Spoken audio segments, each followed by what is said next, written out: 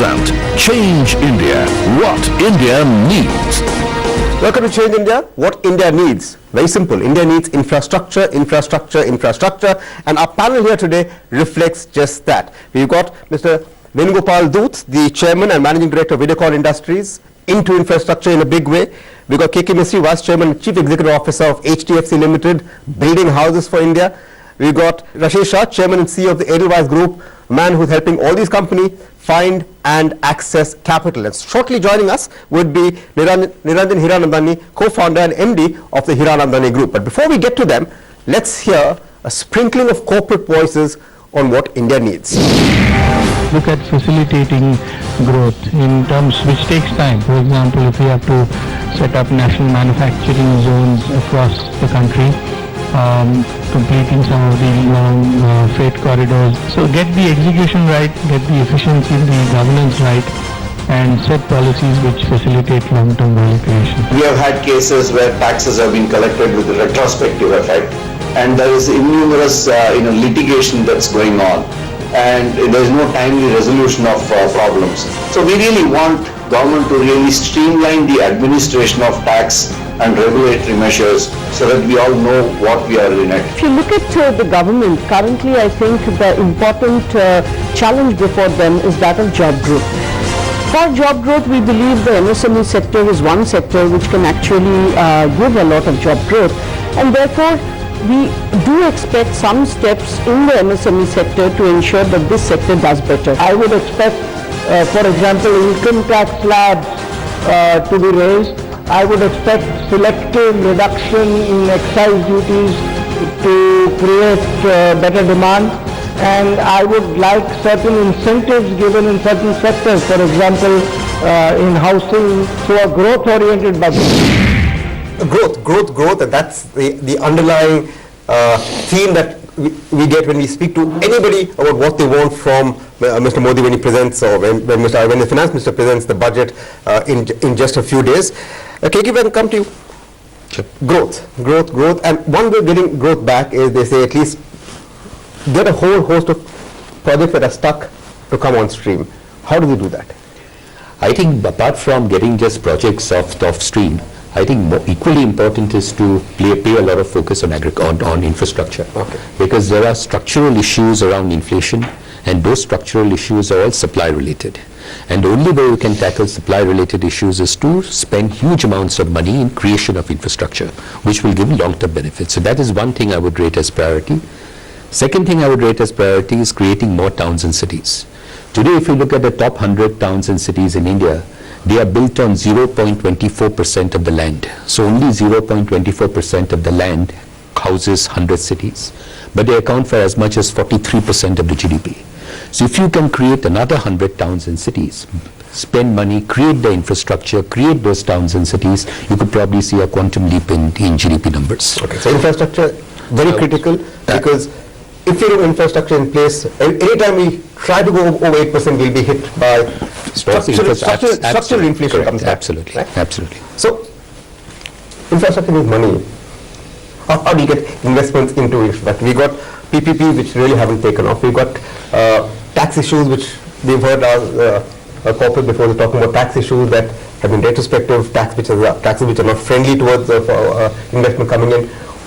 What would you do to get money back into infrastructure? I think quite a few things. I mean, we need to remember that infrastructure is investment for the long term. First, I think it requires stable government policy around that, because if you change the government policies, whether about power, gas, coal, no matter what you do, whether a public-private partnership, whatever else, investment will not happen, because people are taking investment calls on 30-year kind of horizon. So we need stable government policy around infrastructure, and if the government can articulate that and communicate that, that will be very important. We believe that infrastructure investment only by the private sector will not be enough, because they don't have the money. And anywhere in the world, the private sector may not have the investment horizon or a 30-year kind of outlook. And so government has to be part of that. And third, I think we need funding on a long-term basis for this, because I think we have all seen examples of, a 30-year project getting 7-year funding from a bank, which is, but you can't blame the banks because they don't have the asset, anything more than 7 years in their horizon. So we need to create a long-term bond market. We need to encourage insurance companies, pension funds which have the long-term money to be able to invest in infrastructure, maybe create incentives around that. But if you can get these three things in place, I think it will be a good start. Okay. So this you have, you are into infrastructure. What has been holding you back? You see, infrastructure projects has been very good. Say 5 years back when interest rate was around 10-11%. Okay. Today for a power project, if you say that interest rate is 13%, Mr. Shah also will agree. At this rate, the payback rate goes up, say 15 years. And 15 years money is not available. Bank maximum gives 7 years, sometimes they can extend up to 10 years. Okay. But so to invest that much, you require a PPP. If PPP is there, then at least governments are partner, banks can take a special role on that and special incentives for such project. At least, I don't say till the time the inflation comes down, interest rate can come down, but for this infrastructure project, maybe government subsidize or maybe banks by regulation, they can reduce the interest rate.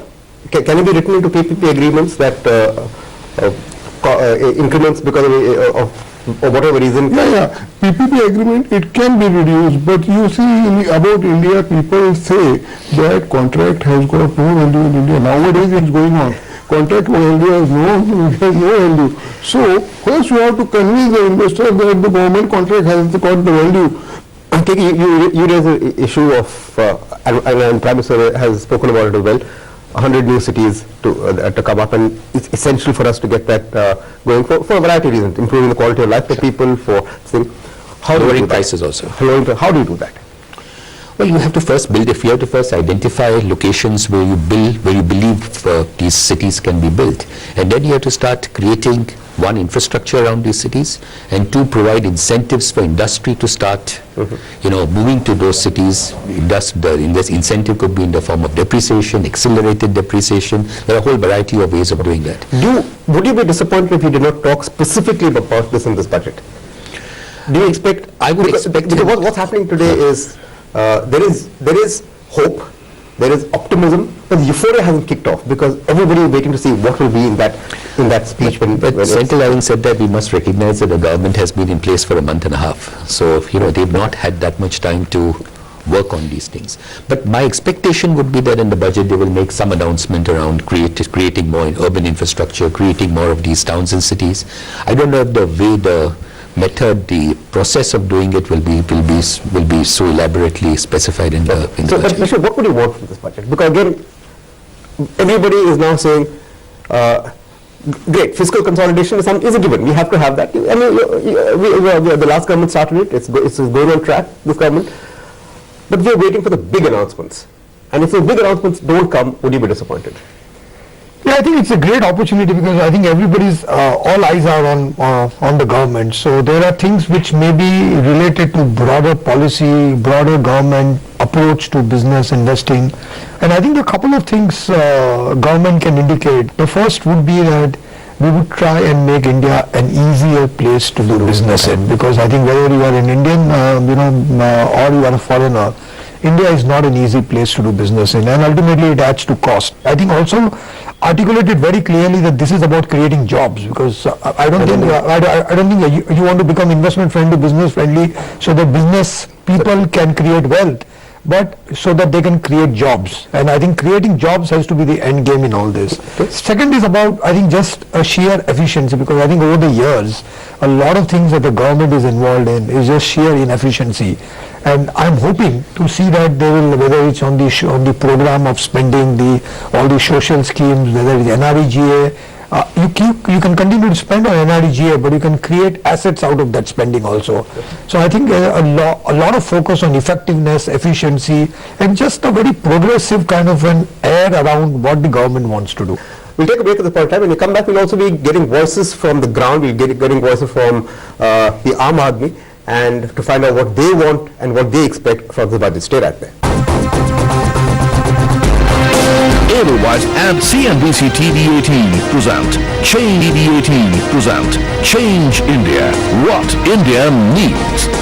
Welcome back to Change India. And infrastructure, as we've identified and has been identified ad nauseum, is one of the biggest challenges that face India. The lack of infrastructure and how do you build up infrastructure is the crucial question. So joining us also now is Niranjan Nandani, co-founder and MD of the Nandani Group, again a man heavily invested in infrastructure. But before we get to our panelists, let's hear what the common man has to say.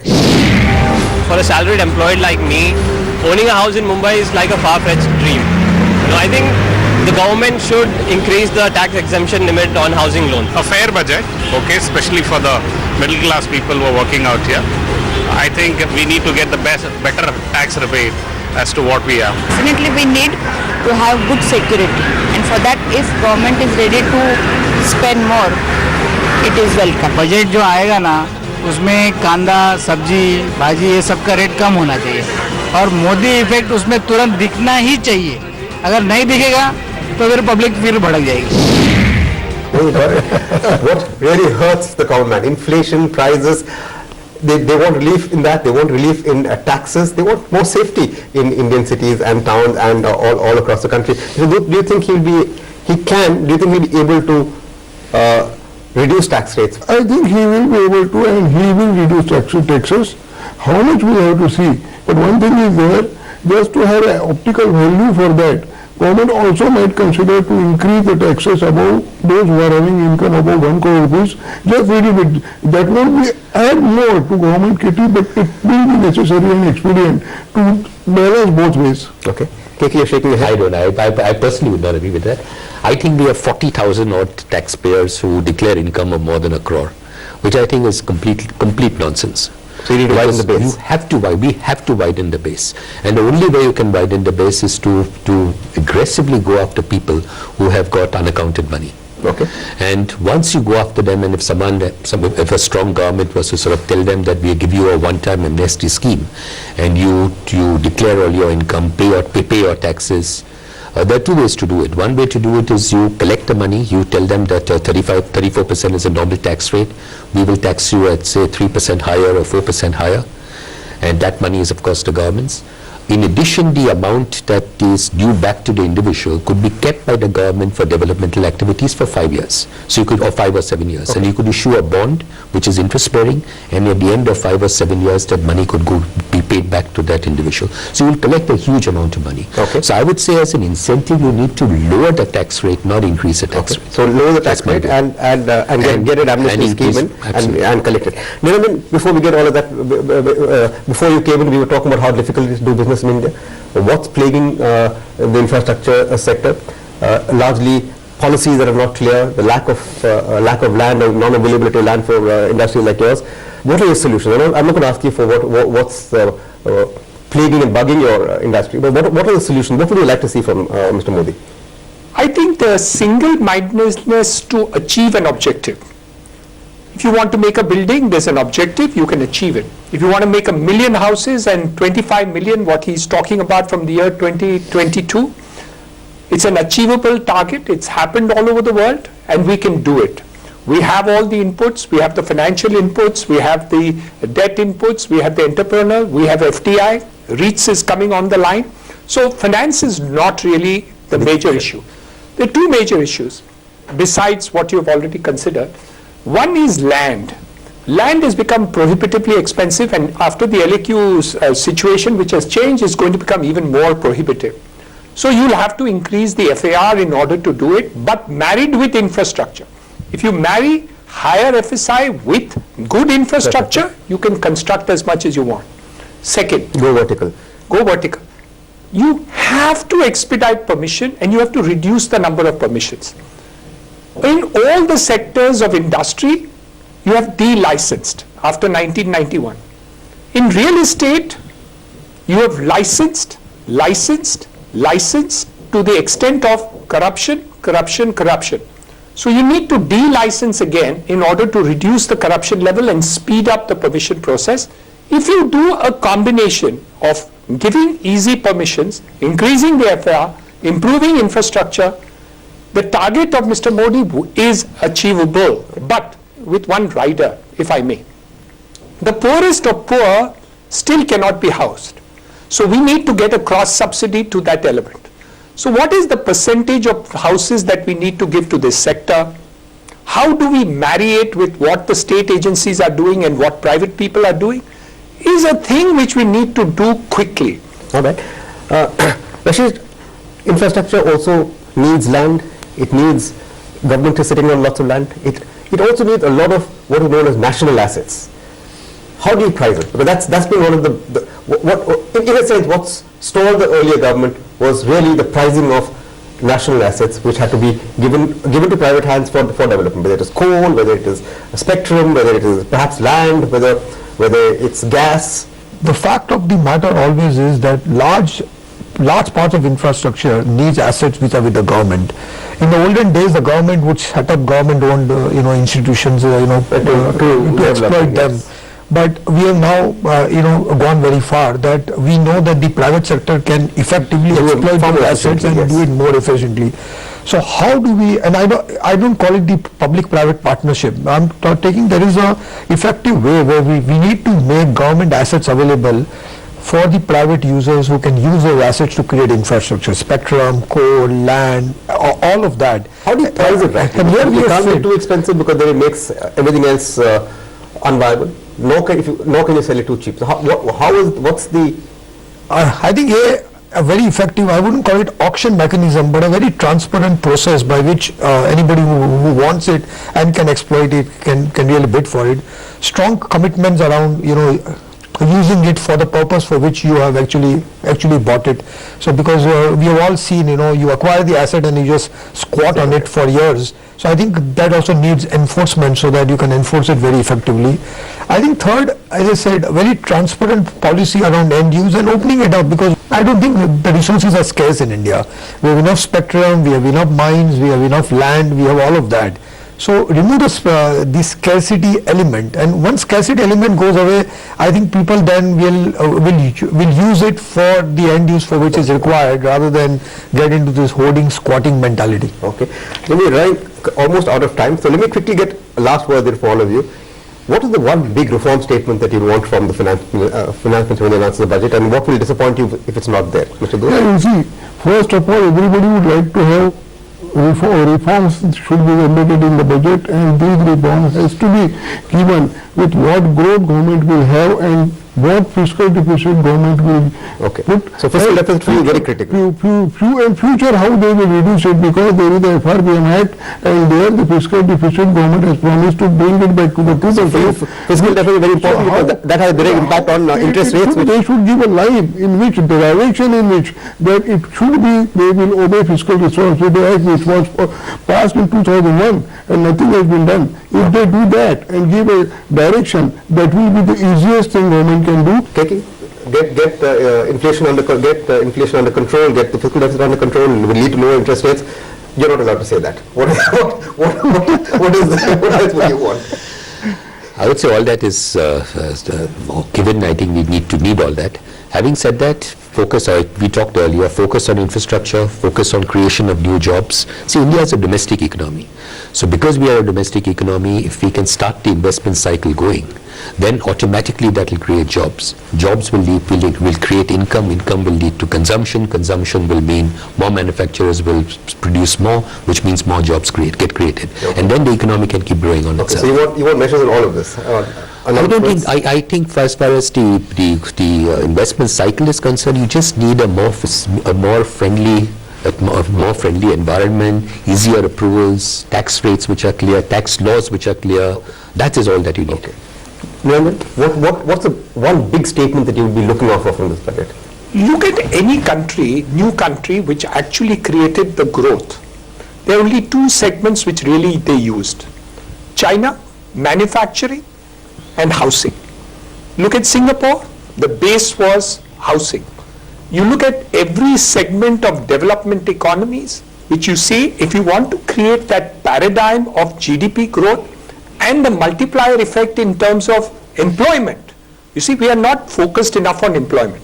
A lot of surplus people, you are doing social security of Narega. I'm not against Narega.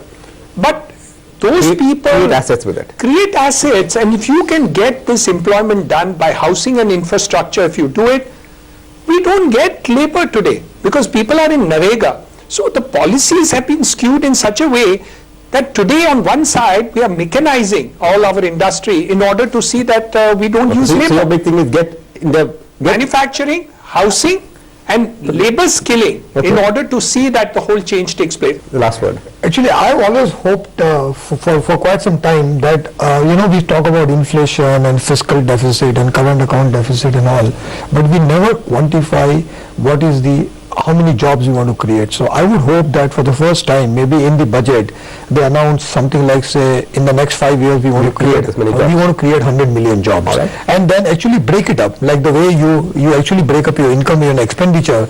That if you open up, say, for example, housing will create 20 million jobs, insurance will create 3 million jobs, banking will create 5 million jobs, and create a job-oriented budget. Okay, so that's what India wants. India wants manufacturing back, it wants jobs, it wants lower inflation, it wants lower interest rates, it just wants growth back. 10, 12, 15%. That's maybe what we're aiming for. Thanks so much for watching. We'll know what Mr. Jaitley and Mr. Modi have to tell us in just a few days, and we'll be back with more on Change India. Edelweiss and CNBC TV 18 present Change